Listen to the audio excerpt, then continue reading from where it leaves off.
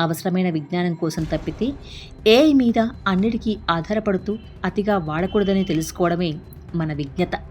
ఆ విజ్ఞత ఏఐ విజృంభణకు, తద్వారా పెరుగుతున్న డేటా సెంటర్ల కాలుష్యానికి, నీటి కొరతకు కొంతవరకు కళ్ళెం వేస్తుంది.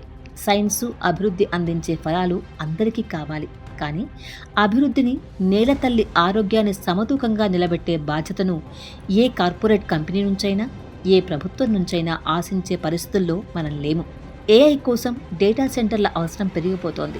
ఆ హడావిడిలో ఆ సెంటర్లు పర్యావరణానికి చేయగల నష్టాన్ని పెద్దగా పట్టించుకునేదెవరు? ఎన్నెన్నో ఉద్యోగాలు, ఎంతెంతో అభివృద్ధి అంటూ ఊరిస్తూ ప్రభుత్వాలు ప్రజల సొమ్మును, భూమిని, నీటిని, విద్యుత్తును కార్పొరేట్లకు అలవోకగా అందించడానికి ఉవ్విళ్ళూరుతూ పరిగెత్తడంలో పడిపోయి పర్యావరణ పరిరక్షణ బాధ్యతను గాలి కుదిలేస్తున్నాయి.